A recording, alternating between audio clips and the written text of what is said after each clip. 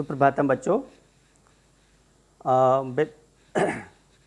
बीतान कक्षा 11 की जो सहायक पुस्तिका है बीतान, उसी का जो पहला पाठ है भारतीय गायिकाओं में बेजोड़ लता मंगेशकर, जो कुमार गंधर्व के द्वारा लिखित है।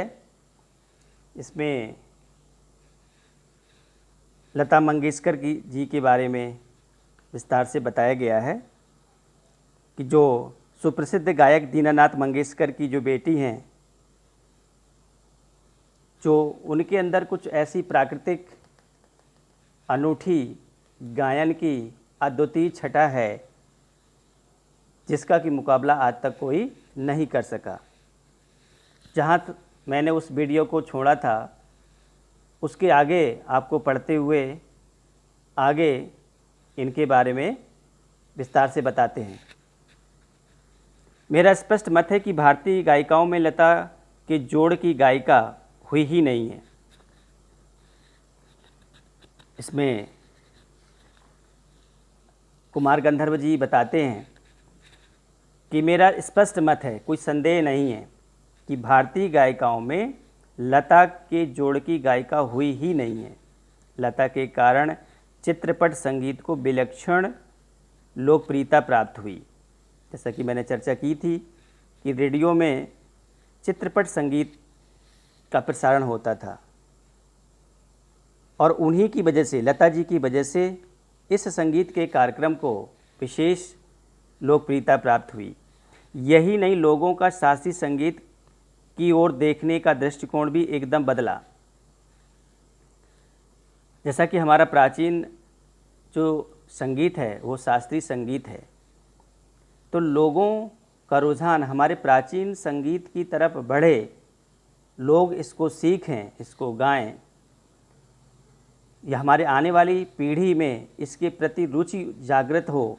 ये लता जी ने बखूबी अपनी पीढ़ी को इसकी ओर आगे बढ़ाया।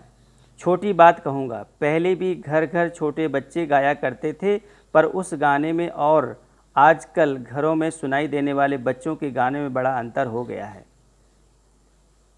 हर ज़माने में बच्चे गाते हैं, तो आपने देखा होगा कि आज जो इस समय का जो प्रेजेंट यानी वर्तमान का जो वातावरण है, तो किस प्रकार के गीतों को बच्चे गाते हैं जिनका ना तो कोई भावार्थ है, ना कहीं कोई जीवन शैली से जुड़ा हुआ है, ना कोई साहित्य से जुड़ा हुआ है, ना कोई प्राचीन परंपरा से जुड़ा हुआ है। फूहड़ गाने तो आजकल नन्हे मुन्ने भी स्वर में गुनगुनाते हैं। क्या लता इस जादू का कारण नहीं है? कोकिला का स्वर निरंतर कानों में पड़ने लगे तो कोई भी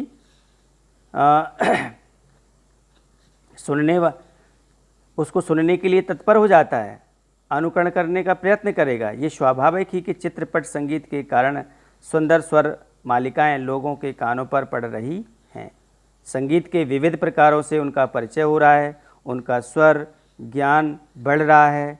सुरीलापन क्या है इसकी समझ भी उन्हें होती जा रही है। तरह तरह की लय के भी प्रकार उन्हें सुनाई पड़ने लगे हैं और आकार युक्त लय के साथ उनकी जान पहचान होती जा रही है। साधारण प्रकार के लोगों को भी उसकी सूक्ष्मता समझ में आने लगी है। इनका सबका श्रेय लता को है। इस प्रकार उन्होंने नई पीढ़ी के संगीत को संस्कारित किया है और सामान्य मनुष्य में संगीत विषयक अभिरुचि पैदा करने में बड़ा हाथ बटाया है। संगीत की लोकप्रियता, उसका प्रसार और अभिरुचि के विकास का श्रेय लता को ही देना पड़ेगा। जैसा कि इस प्रकार यहाँ पर लेखक बता रहे हैं कि लता जी के गानों को सुनकर के लोगों के अंदर में संगीत को समझने की, उसमें कितनी सूक्ष्मता है, क्या उसमें भाव संग्रहित है, ये लोगों के अंदर उत्पन्न हो गया है। लोग संगीत को संस्कारित कर रहे हैं, संगीत को संस्कारित कर रहे हैं कि संगीत हमारा संस्कार युक्त हो, संगीत ऐसा हो कि उसको सुन करके सुनने वाले के अंदर एक अच्छी संस्कार युक्त यानी अच्छे आचरणों का विकास हो, वो एक सभ्य पुरुष बन सके। सामान्य श्रोता को अगर आज लता की ध्वनि मुद्रिका और शास्त्रीय गायकी की ध्वनि मुद्रिका सुनाई जाए तो वह लता की ध्वनि मुद्रिका ही पसंद करेगा। गाना कौन से राग में गाया गया है और ताल में कौन सा था, वह शास्त्रीय ब्यौरा इस आदमी को सहसा मालूम नहीं रहता। उसे इसमें कोई मतलब नहीं है कि राग मालकोस था और ताल त्रिताल था। उसे तो चाहिए वह मिठास जो उस मस्त कर दे, जिसका वह अनुभव कर सके। और वह यह स्वाभाविक ही है, क्योंकि जिस प्रकार मनुष्यता हो तो वह मनुष्य है, वैसी ही गानपन हो तो वह संगीत है। और लता का कोई भी गाना लीजिए तो उसमें 100% यह गानपन मौजूद मिलेगा। बच्चों, बताया गया है कि जिसमें मनुष्यता हो वह मनुष्य है, और जिस गान में, जिस गीत में वह भाव, वह आत्मा विद्यमान हो कि व्यक्ति उस भाव में डूब जाए, वही संगीत है। वही तो ये जो अद्भुत छटा है, ये अद्भुत गुण था जो लता जी के गायन में विद्यमान था।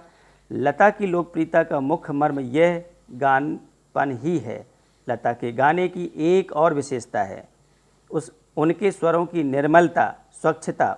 उसके पहले के पास सर्व गायिका नूरजहां भी एक अच्छी गायिका थी, इसमें संदेह नहीं, तथापि उनके गाने में एक मादक उत्तान दिखता था। तो यहाँ कह सकती कुछ गायिकाएँ ऐसी होती हैं जो अपने गानों में मादकता झलकाती हैं, लेकिन इनके जो लता जी के गायों में सौम्यता है, मधुरता है, लता के स्वरों में कोमलता और मुग्धता है। ऐसा दिखता है कि लता का जीवन की ओर देखने का जो दृष्टिकोण है वही उनके गायन की निर्मलता में झलक रहा है। तो चाहे हम काम करें, चाहे किसी विधा में हम काम करें, चाहे शिक्षण का कार्य करें, चाहे गायन का कार्य करें, चाहे हम किसी सेना में रह करके कार्य करें, तो बच्चों उसमें एक अपना उद्देश्य झलकना चाहिए, और वह उद्देश्य पॉजिटिव हो, सार्थक हो, निरर्थक नहीं होना चाहिए कि वो हमारी आने वाली पीढ़ी को कुछ न कुछ प्रेरणा दे रहा हो, हमारे देश के हित के लिए हो, समाज के हित के लिए हो, संस्कारवान हो, अपनी संस्कृति से जुड़ा हुआ हो, तभी तो हम कह सकते हैं कि हमारा किया गया कार्य सार्थक होगा। हाँ, संगीत दिग्दर्शकों ने उनके स्वर की इस निर्मलता का जितना उपयोग कर लेना चाहिए था उतना नहीं किया। मैं स्वयं संगीत दिग्दर्शक होता तो लता को बहुत जटिल काम देता, ऐसा कहे बिना रहा नहीं जाता। यानी कह सकते हैं कि लता के अंदर जो और प्रतिभा थी, उस प्रतिभा को जो और म्यूजिक डायरेक्टर हैं या जो उनकी गाने की जो प्रतिभा को और बढ़ा सकते थे, वो उतना नहीं बढ़ा सके। लता के गाने की एक और विशेषता है उनका नादमय उच्चार। नाद कहते हैं स्वर को बच्चों। उनके गीत किन्हीं दो शब्दों का अंतर स्वरों के आलाप द्वारा बड़ी सुंदर रीत से भरा रहता है, और ऐसा प्रतीत होता है कि वे दोनों शब्द विलीन होते होते एक दूसरे में मिल जाते हैं। यह बात पैदा करना बड़ा कठिन है, परंतु लता के साथ यह बात अत्यंत सहज और स्वाभाविक हो बैठी है। यानी कह सकते हैं कि कितना भी कठिन से कठिन गीत क्यों ना हो, लता जी उस गीत को अपनी सुंदर मधुर वाणी में अपना स्वर दे करके उसको इतना मार्मिक बना देती थी कि उस गीत को कोई भी व्यक्ति बिना सुने नहीं रह सकता था। इस प्रकार से लता जी गायकी की दुनिया में एक निश्चित रूप से मील का पत्थर साबित हुई। धन्यवाद बच्चों, आज की वीडियो में इतना ही।